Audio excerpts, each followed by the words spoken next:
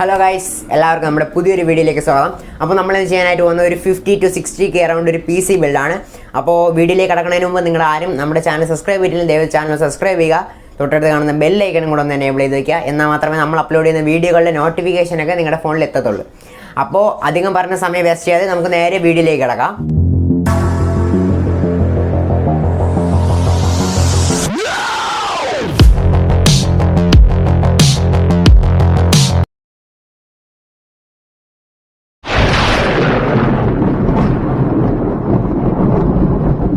Okay, അപ്പോൾ നമ്മുടെ first കമ്പോണൻ്റായ CPU കിടക്കാം. അപ്പോൾ നമ്മൾ എടുത്തിരിക്കുന്നത് AMDയുടെ Ryzen 5 3500X എന്ന് പറഞ്ഞ CPU ആണ്. അപ്പോൾ ഇതൊരു APU അല്ല, അതായത് ഇതിന് ഒരു ഡെഡിക്കേറ്റഡ് ഗ്രാഫിക്സ് കാർഡ് ഇല്ലാതെ ഇത് വർക്കാവത്തില്ല. ഓക്കെ, അതായത് നിങ്ങളൊരു ഗ്രാഫിക്സ് കാർഡ് യൂസ് ചെയ്യാതെ നിങ്ങൾക്ക് ഈ CPU വാങ്ങിച്ചുകൊണ്ട് ഒരു ഉപയോഗമില്ല. എങ്കിൽ അഥവാ നിങ്ങൾക്ക് ഗ്രാഫിക്സ് കാർഡ് വാങ്ങിക്കാനുള്ള ബഡ്ജറ്റ് ഇല്ല, അതായത് നിങ്ങളൊരു ഗെയിം കളിക്കാനുള്ള പർപ്പസിലൊന്നും അല്ല വാങ്ങുന്നത്, പക്ഷേ നിങ്ങൾക്ക് ഈ പ്രോസസ്സർ എടുക്കണമെങ്കിൽ നിങ്ങൾ ചെയ്യാനുള്ളത് 3400 Ryzen 5 തന്നെ 3400 എന്നുള്ളൊരു മോഡലുണ്ട്. അത് ചൂസ് ചെയ്യുക. കാര്യം അതിൽ വേഗ ഗ്രാഫിക്സ് ഉണ്ട്, അതായത് APU ആണ്. അപ്പോൾ അതിലൊരു വേഗ ഗ്രാഫിക്സ് 11 ആണ് വരുന്നത്. അപ്പോൾ നിങ്ങൾക്ക് അത്യാവശ്യം ഗെയിംസും കാര്യങ്ങളൊക്കെ നിങ്ങൾക്ക് കളിക്കാം. അപ്പോൾ അതിനാണെങ്കിൽ ഡെഡിക്കേറ്റഡ് ഗ്രാഫിക്സ് കാർഡിൻ്റെ ആവശ്യമില്ല. ഓക്കെ, അപ്പോൾ ഇതിന് ഡെഡിക്കേറ്റഡ് ഗ്രാഫിക്സ് കാർഡിൻ്റെ ആവശ്യമുണ്ട്. അപ്പോൾ ഇതിൻ്റെ ഒരു പ്രൈസ് റേഞ്ച് എന്ന് പറയുമ്പോൾ ഒരു 16,500 17,000 ആ ഒരു റേഞ്ചാണ്. അപ്പോൾ ഇതിന് MRP വരുന്നത് അറൗണ്ട് ഒരു 21,000 ആണ്. അപ്പോൾ പ്രൈസ് നിങ്ങൾ ചെക്ക് ചെയ്തിട്ട് എടുക്കുക. കാര്യം കോവിഡ് കാരണം പലയിടത്തും പല റേറ്റാണ്.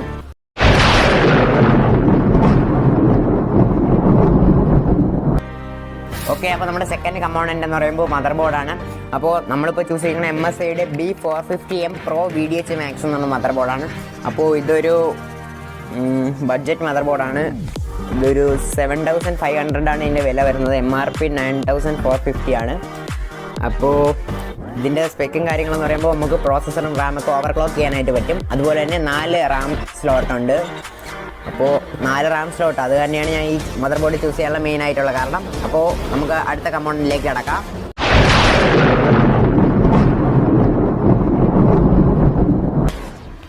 അപ്പോൾ നമ്മുടെ ഗ്രാഫിക്സ് കാർഡാണിത്. അപ്പോൾ നമ്മളിപ്പോൾ ചൂസ് ചെയ്യുന്ന അസ്യൂസിൻ്റെ ടഫ് ഗെയിമിംഗ് ഗ്രാഫിക്സ് കാർഡാണ്. ഇത് GTX 1650 ആണ്.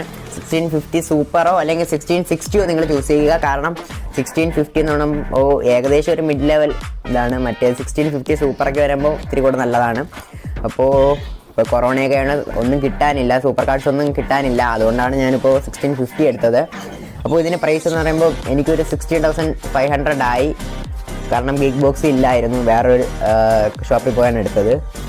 പിന്നെ ഇതിൻ്റെ സ്പെക്കായിട്ട് പറയുന്നത് ഒരു ഡ്യുവൽ ഫാനാണ് ഈ ഗ്രാഫിക്സ് കാർഡ് വരുന്നത്. പിന്നെ DDR6 RAM ആണ്.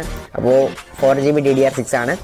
അതുപോലെ തന്നെ വേറെ ഒന്നുമില്ല, ഒരു ഗുഡ് ഗ്രാഫിക്സ് കാർഡാണ് ഈ ബഡ്ജറ്റ് വെച്ച് നോക്കുമ്പോൾ. കാര്യം കോവിഡ്.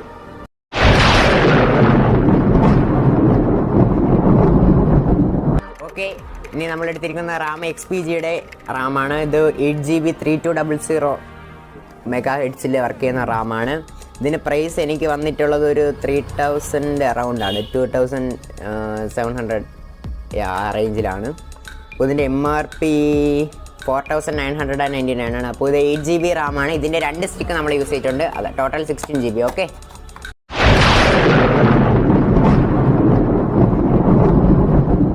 ഓക്കെ, ഇനി നമ്മുടെ സിസ്റ്റം സ്പീഡാക്കാൻ വേണ്ടി, ബൂട്ടപ്പും കാര്യങ്ങളൊക്കെ സ്പീഡാക്കാൻ വേണ്ടി നമ്മളൊരു SSD ഇൻക്ലൂഡ് ചെയ്തിട്ടുണ്ട്. അപ്പോൾ ഇതൊരു M.2 SSD ആണ്.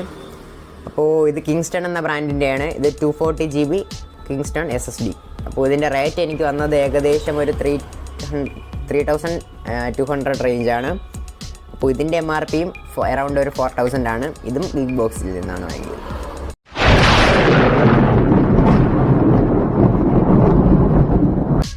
ഓക്കെ, ഇനി നമ്മൾ സിസ്റ്റം സ്റ്റോറേജിനും കാര്യങ്ങളൊക്കെ ആയിട്ട് ഒരു 1TB ഹാർഡ് ഡിസ്ക് യൂസ് ചെയ്തിട്ടുണ്ട്. അപ്പോൾ ഇത് വെസ്റ്റേൺ ഡിജിറ്റലിൻ്റെയാണ്. അപ്പോൾ വെസ്റ്റേൺ ഡിജിറ്റലിൻ്റെ ബ്ലൂ ആണ്. അപ്പോൾ നിങ്ങൾ ദയവേത് വെസ്റ്റേൺ ഡിജിറ്റലിൻ്റെ ഗ്രീൻ ചൂസ് ചെയ്യാതിരിക്കുക. കാരണം അത് വളരെ സ്ലോ ആണ് compared to blue, purple etcetera. അപ്പോൾ ഇതിൻ്റെ വില വരുന്നത് ഏകദേശം ഒരു 3,000 ആണ്, അറൗണ്ട് ഒരു 3,000 ആണ്. അപ്പോൾ ഇതിന് MRP 4,300 ആണ്.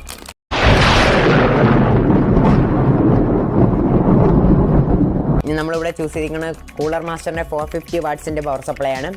അപ്പോൾ നമ്മുടെ ഈ ബിൽഡിന് 450 ധാരാളമാണ്. അപ്പോൾ ഇതിൻ്റെ ഒരു സ്പെക്കായിട്ട് ഞാൻ കാണുന്നതെന്ന് പറയുമ്പോൾ ഫുള്ള് ബ്ലാക്ക് വയേഴ്സാണ്. അപ്പോൾ നമ്മുടെ ക്യാബിന് ഒരു യുണീക്ക് ലുക്കും കാര്യങ്ങളൊക്കെ കിട്ടും. പിന്നെ കൂളർ മാസ്റ്റർ ആൻഡ് കോർസെയർ, ഈ 3 ബ്രാൻഡ്സ് എല്ലാം നിങ്ങൾ വേറെയൊക്കെ ചൂസ് ചെയ്യണത് ഇത്തിരി റിസ്ക് ആയിരിക്കും. കാര്യം ഇത് 3മാണ് ബെസ്റ്റ്. ബട്ട് ഉള്ളതിൽ ടോപ്പ് കൂളർ മാസ്റ്റർ തന്നെയാണ്. കൂളർ മാസ്റ്ററിൻ്റെ 450 വാട്ട്സ് ഉണ്ട്, 550 വാട്ട്സ് ഉണ്ട്. അപ്പോൾ നിങ്ങളുടെ കമ്പോണൻസിനനുസരിച്ച് നിങ്ങൾക്ക് കൂട്ടുകയും കുറയ്ക്കുകയും ഒക്കെ ചെയ്തെടുക്കാം. അപ്പോൾ ഞാനിപ്പോൾ ചൂസ് ചെയ്തിരിക്കുന്നത് 450 വാട്ട്സ് ആണ്.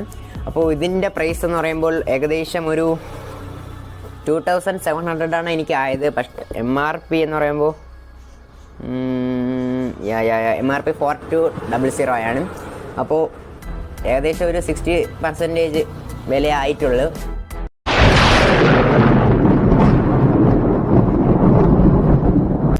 ഓക്കെ, ഇനി നമ്മൾ കീബോർഡ് ചൂസ് ചെയ്യണത് കീബോർഡ് മൗസും കൂടെ ഉള്ള ഒരു കോംബോ ആണ് എടുത്തിരിക്കുന്നത്. അപ്പോൾ ഇത് AMD eSportsൻ്റെ KM540 എന്നുള്ള മോഡലാണ്. അപ്പോൾ നല്ലൊരു പ്രീമിയം, കാണാനൊക്കെ ഒരു പ്രീമിയം ലുക്ക് കിട്ടുന്ന ഒരു കീബോർഡാണ്. അപ്പോൾ ഇതിന് RGB ലൈറ്റിങ്ങും കാര്യങ്ങളൊക്കെ ഉണ്ട്. ഓക്കെ, ഇതിൻ്റെ പ്രൈസ് വരുന്നതും ഏകദേശം ഒരു 1500 റുപ്പീസിനോട് അടുത്താണ്. MRP just check. Okay, wait, 2500 രൂപയാണ് MRP വരുന്നത്. ബട്ട് 1500 രൂപ അടുപ്പിച്ച് നമുക്ക് കോസ്റ്റ് വന്നിട്ടുള്ളൂ.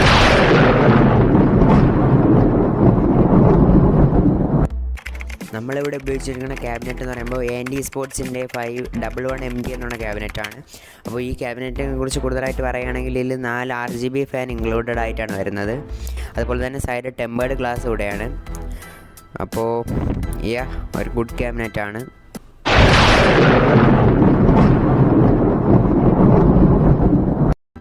നമ്മളിവിടെ ചൂസ് ചെയ്തിരിക്കുന്ന മോണിറ്റർ എന്ന് പറയുമ്പോൾ LGയുടെ മോണിറ്ററാണ്. അതിന് ഒരു 1ms response time, 75 Hz display ഉള്ള ഒരു മോണിറ്ററാണ്. അതുപോലെ തന്നെ ഇതൊരു IPS പാനലുള്ള മോണിറ്ററാണ്.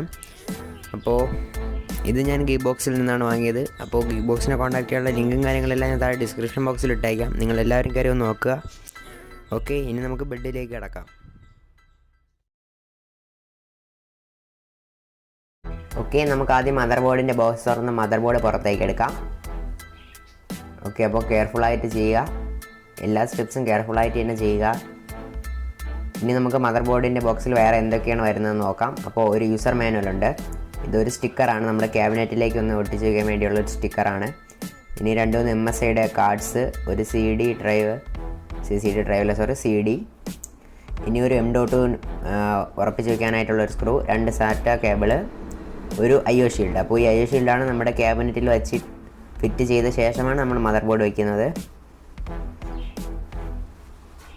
ഓക്കെ, ഇനി നമുക്ക് ആ മദർ ബോർഡിലെ 2 ബ്രാക്കറ്റ്സ്, കൂളർ വയ്ക്കാനുള്ള ബ്രാക്കറ്റ്സ്, ലിക്വിഡ് കൂളർ വയ്ക്കാനുള്ള ബ്രാക്കറ്റ്സ് ഊരി മാറ്റാം. കാര്യം നമ്മളിപ്പോൾ ഇൻസ്റ്റാൾ ചെയ്യാനായിട്ട് പോകുന്നത് CPU സ്റ്റോക്ക് കൂളറാണ്. CPUവിൻ്റെ കൂടെ കിട്ടുന്ന സ്റ്റോക്ക് കൂളറാണ്. അപ്പോൾ നമുക്കിതിൻ്റെ ആവശ്യമില്ല. അപ്പോൾ നമുക്ക് ഊരി മാറ്റി വെച്ചേക്കാം. ഇനി നമുക്ക് മദർ ബോർഡിലെ ആ AM4 സോക്കറ്റിലെ, അതായത് ചിപ്സെറ്റ് വയ്ക്കാനുള്ള സോക്കറ്റിൽ ആ ലിവർ മുകളിലോട്ടാക്കി കൊടുക്കാം. ഇനി നമുക്ക് ആ റൈസിൻ്റെ ആ പ്രോസസ്സർ എടുത്ത് അതിൻ്റെ ആ ഒരു ക്രോസ് കട്ട് വരുന്നതും മദർ ബോർഡിൽ ഒരു ക്രോസ് ആരോ വരുന്നതും ഒരേപോലെ ആക്കി വെച്ച് കൊടുത്തൊന്ന് ലിവർ ലോക്ക് ചെയ്താൽ മതി. ഓക്കെ, ഇനി നമുക്ക് CPUവിൻ്റെ സ്റ്റോക്ക് കൂളറാണ് നമ്മൾ ഇൻസ്റ്റാൾ ചെയ്യുന്നത്. അപ്പോൾ അത് ഇൻസ്റ്റാൾ ചെയ്യാം. അപ്പോൾ ഇത് ഇൻസ്റ്റാൾ ചെയ്യുമ്പോൾ ശ്രദ്ധിക്കേണ്ടത് ക്രോസ് പാറ്റേണിൽ വേണം സ്ക്രൂസ് ടൈറ്റ് ചെയ്യേണ്ടത്. ഇല്ലെങ്കിൽ മദർ ബോർഡ് പൊട്ടിപ്പോകാനൊക്കെ ചാൻസ് ഉണ്ട്. കാര്യം നമ്മൾ ഓവർ പ്രഷർ കൊടുക്കേണ്ടി വരും. ഓക്കെ, അപ്പോൾ ഇതിൽ ഞാൻ ഒരു പ്രോ ടിപ്പ് പറഞ്ഞുതരാം. അതായത് എപ്പോഴും ആ AMD CPU കൂളറിൽ AMD എന്ന് എഴുതിയിരിക്കുന്ന ഭാഗം എപ്പോഴും നമ്മുടെ പോർട്സ്, അതായത് USB ports, video out port, അതിനെ ഫേസ് ചെയ്തായിരിക്കും ഇരിക്കുന്നത്. റാമിനെ ഫേസ് ചെയ്ത് ഒരിക്കലും ഇരിക്കത്തില്ല. കാര്യം റാം വയ്ക്കുമ്പോൾ അത് ബുദ്ധിമുട്ടായിരിക്കും. അതുകൊണ്ട് ഇതൊരു പ്രോ ടിപ്പാണ്. ഓക്കെ, ഇനി നമുക്ക് ആ CPU ഫാനിൻ്റെ ആ പവർ സപ്ലൈ നമുക്ക് മദർ ബോർഡിലേക്ക് കണക്ട് ചെയ്യാം. അപ്പോൾ അതിൽ CPU ഫാൻ എന്നിരിക്കുന്ന ആ ഒരു ക്ലിപ്പിലേക്ക് ഇതിനെ കണക്ട് ചെയ്തിട്ടുണ്ട്. ഇനി നമുക്ക് റാം ഇൻസ്റ്റാൾ ചെയ്യാനായിട്ട് റാം സ്ലോട്ട്സ് തുറന്ന് വെച്ചിട്ടുണ്ട്. അപ്പോൾ നമ്മളിപ്പോൾ 1ലും 3ലുമാണ് ഇൻസ്റ്റാൾ ചെയ്യാനായിട്ട് പോകുന്നത്. അപ്പോൾ ചെയ്ത് കഴിഞ്ഞതിന് ശേഷമാണ് എനിക്ക് മനസ്സിലായത്, യൂസർ മാനുവൽ ചെക്ക് ചെയ്തപ്പോഴാണ് എനിക്ക് മനസ്സിലായത്, എൻ്റെ ഡ്യുവൽ ചാനൽ വർക്ക് ചെയ്യണമെങ്കിൽ, അതായത് 2 മെമ്മറി സ്ലോട്ടിൻ്റെ ഡ്യുവൽ ചാനൽ വർക്ക് ചെയ്യണമെങ്കിൽ 2ഉം 4ഉം ആണെന്ന്. അപ്പോൾ അത് ഓരോ മദർ ബോർഡിനും ഓരോന്നാണ്. അപ്പോൾ ഇതിൽ ഞാനിപ്പോൾ വീഡിയോയിൽ കാണിക്കുന്നത് 1ഉം 3യുമാണ്. പക്ഷേ ഞാൻ വീഡിയോ എടുത്തു കഴിഞ്ഞതിന് ശേഷമാണ് ഞാൻ അത് മാറ്റി 2ലും 3ലും ആക്കിയത്. ഓക്കെ, ഇനി നമുക്ക് SSD ഇൻസ്റ്റാൾ ചെയ്യാം. അപ്പോൾ അതൊരു 45 ആംഗിളിൽ വെച്ച് ക്ലിപ്പ് ഇൻ ചെയ്ത് കൊടുക്കണം. ഓക്കെ, ഇനി നമുക്ക് ആ ബോക്സിൻ്റെ കൂടെ കിട്ടുന്ന ആ ഒരു സ്ക്രൂ ഇതിലേക്ക് വെച്ച് ടൈറ്റ് ചെയ്ത് കൊടുക്കാം. ഇത് നമ്മൾ ക്യാബിനറ്റിൽ നിന്ന് അഴിച്ചെടുത്ത ഹാർഡ് ഡിസ്ക് വയ്ക്കാനുള്ള പോർഷനാണ്. അപ്പോൾ ഇതിലേക്ക് നമുക്ക് ആദ്യം ഹാർഡ് ഡിസ്ക് ഒന്ന് സ്ക്രൂ ചെയ്ത് വയ്ക്കാം.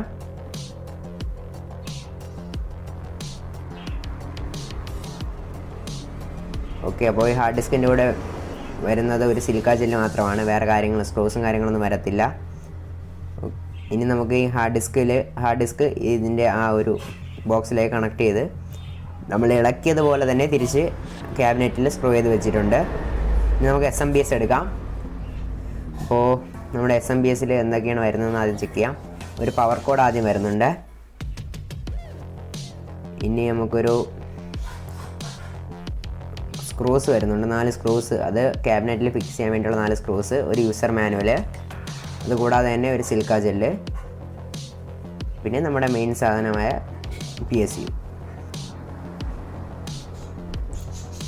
ഓക്കെ, അപ്പോൾ PSU ഇൻസ്റ്റാൾ ചെയ്യുമ്പോൾ ശ്രദ്ധിക്കേണ്ട PSUൻ്റെ ആ ഫാൻ വരുന്ന പോർഷൻ താഴോട്ട് വെച്ച് വേണം നമ്മൾ സ്ക്രൂ ചെയ്ത് കൊടുക്കാനുള്ളത്.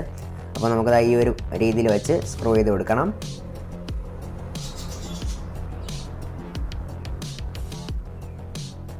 ഓക്കെ, അപ്പോൾ ഈ ഒരു രീതിയിൽ വെച്ച് സ്ക്രൂ ചെയ്ത് കൊടുക്കുക.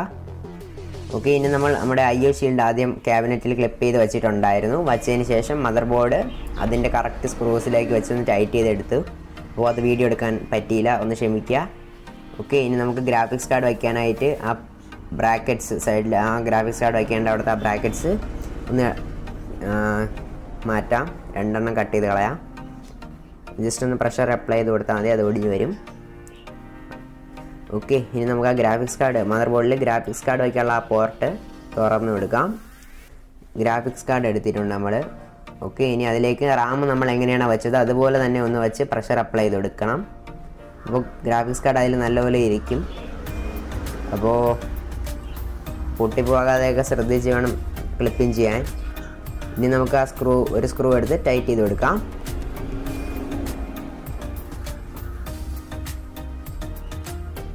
അപ്പോൾ മദർ ബോർഡ് വയ്ക്കുമ്പോൾ തന്നെ IO ഷീൽഡ് വയ്ക്കാനും മറക്കരുത്. അപ്പോൾ അത് വീഡിയോ എടുക്കാൻ പറ്റില്ല, ഞാൻ വീണ്ടും പറയുകയാണ്. ഓക്കെ, ഇനി നമ്മുടെ 24 പിന്ന് നമ്മുടെ ബാക്കിൽ കൂടെ റൗട്ട് ചെയ്ത് എടുത്തിട്ടുണ്ട്. PSയിൽ നിന്ന് പറഞ്ഞ 24 പിന്ന് മദർ ബോർഡിൻ്റെ 24 പിന്നുമായിട്ട് കണക്ട് ചെയ്യുകയാണ്. അപ്പോൾ മാക്സിമം നമ്മൾ കേബിൾ മാനേജ്മെൻറ്റിനായി OS എല്ലാം ബാക്കിൽ കൂടെയാണ് എടുക്കുന്നത്. കാര്യം അതായിരിക്കും നമ്മുടെ ക്യാബിനറ്റ് കാണാൻ ഇത്തിരി കൂടെ ഭംഗിയും. അപ്പോൾ 24 പിൻ നമ്മളിപ്പോൾ കണക്ട് ചെയ്തിട്ടുണ്ട്.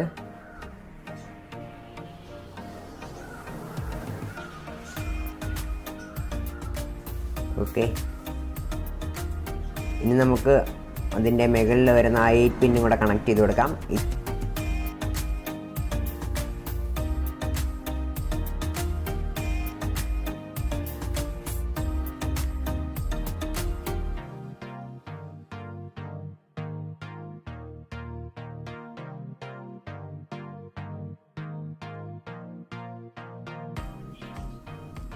ഓക്കെ, ഇനി നമുക്ക് ഗ്രാഫിക്സ് കാർഡിലേക്കുള്ള പവർ കൊടുക്കാം.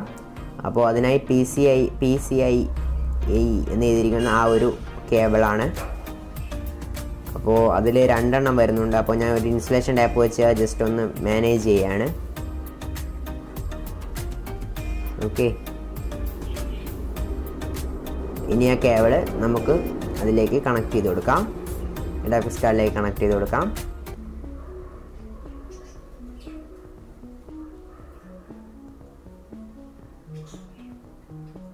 ഓക്കെ, അപ്പോൾ നമ്മൾ കണക്ട് ചെയ്തിട്ടുണ്ട്. അപ്പോൾ ഈ ഒരു വയർ മാത്രമായിരിക്കും ഇത്തിരി ജമ്പിങ് ആയിട്ട് തോന്നുന്നത്.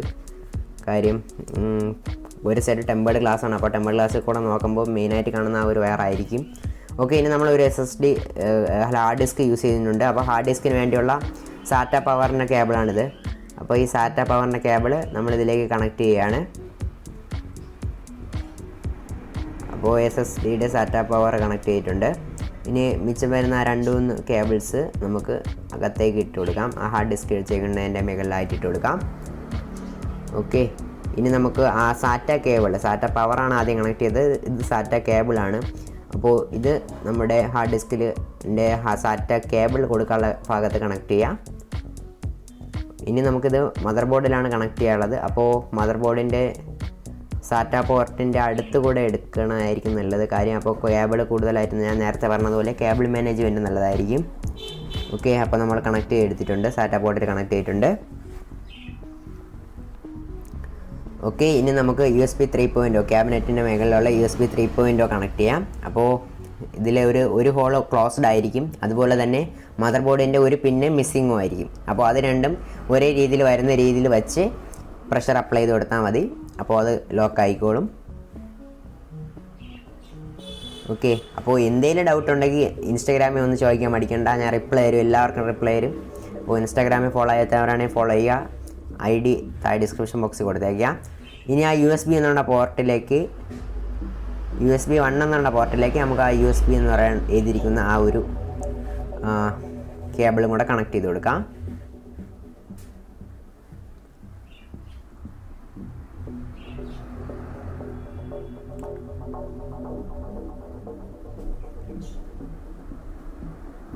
ഓക്കെ, ഇനി നമുക്ക് HD ഓഡിയോ എന്ന് പറയുന്ന ഒരു കേബിളാണുള്ളത്. അപ്പോൾ ഈ കേബിൾ നമുക്ക് J ഓഡിയോ എന്ന് മദർ ബോർഡിൽ J ഓഡിയോ എന്ന് എഴുതിയിരിക്കുന്ന ആ ഒരു പോർട്ടിലേക്ക് വേണം കണക്ട് ചെയ്ത് കൊടുക്കാനുള്ളത്. അപ്പോൾ നിങ്ങൾക്ക് കണക്ട് ചെയ്യുമ്പോൾ എന്തെങ്കിലും ഡൗട്ട് ഉണ്ടെങ്കിൽ കണക്ട് ചെയ്യാതിരിക്കുക, ദയവേത് ചോദിച്ചിട്ട് മാത്രം കണക്ട് ചെയ്യുക. ഓക്കെ, അപ്പോൾ നമ്മൾ ഇത് കണക്ട് ചെയ്ത് കഴിഞ്ഞാൽ നമ്മുടെ വർക്ക് ഏകദേശം കംപ്ലീറ്റ് ആയെന്ന് പറയാൻ സാധിക്കും. അപ്പോൾ ഇനി നമുക്ക് കണക്ട് ചെയ്യാനുള്ള വോയിസ് എന്ന് പറയുമ്പോൾ നമ്മുടെ റീസെറ്റ് സ്വിച്ചിൻ്റെയും പവർ സ്വിച്ചിൻ്റെയൊക്കെ കണക്ഷനാണ്. അപ്പോൾ അത് നമ്മുടെ യൂസർ മാനുവലും കൂടെ എടുത്ത് വച്ച ശേഷം മാത്രം കണക്ട് ചെയ്യുക. അതായത് ഇങ്ങനെയായിരിക്കും ആ വയസ് വരുന്നത്. അത് യൂസർ മാനുവലിൽ നോക്കി നമ്മൾ കണക്ട് ചെയ്യുക. ശേഷം നമുക്ക് കേബിൾ ടൈ ഉപയോഗിച്ച് കേബിൾ മാനേജ്മെൻറ്റ് ചെയ്യാം.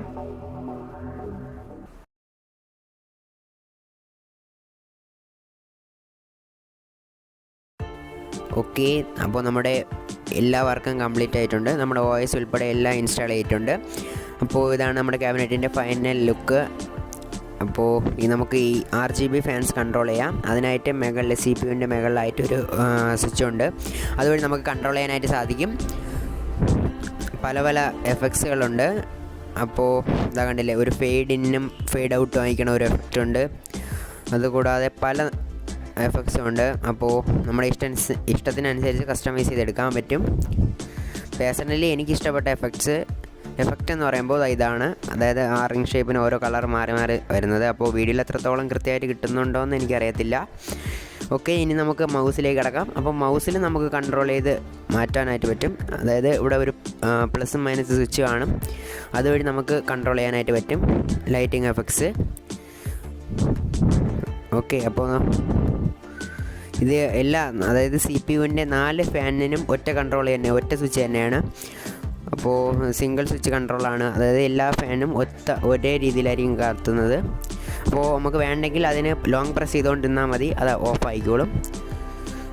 അതായത് ഫാൻ വർക്കാവും, ബട്ട് ആ ലൈറ്റ് ഓഫ് ആവുന്നതായിരിക്കും. ഇനി നമുക്ക് കീബോർഡിലേക്ക് കിടക്കാം. അപ്പോൾ കീബോർഡിലാണെങ്കിൽ ഒരു കീയുടെ മുകളിലായിട്ട് ഒരു ഫ്ലാഷ് അടിക്കുന്ന പോലത്തെ ഒരു എംബ്ലം വെച്ചിട്ടുണ്ട്. അപ്പോൾ അത് വെച്ച് നമുക്ക് കീബോർഡിൻ്റെ ലൈറ്റും കൺട്രോൾ ചെയ്യാനായിട്ട് സാധിക്കും. ഇന്നത്തെ വീഡിയോ ഇത്രയേ ഉള്ളൂ. അപ്പോൾ ഇന്നത്തെ വീഡിയോ നിങ്ങൾ എല്ലാവർക്കും ഇഷ്ടമായെന്ന് വിചാരിക്കുന്നു. വീഡിയോ ഇഷ്ടപ്പെടാൻ ലൈക്ക് ചെയ്യുക, ഷെയർ ചെയ്യുക, സബ്സ്ക്രൈബ് ചെയ്യുക. അപ്പോൾ ഇതിൽ നല്ലൊരു വീഡിയോ ആയി കണ്ടുമുട്ടുമെന്ന പ്രതീക്ഷയിൽ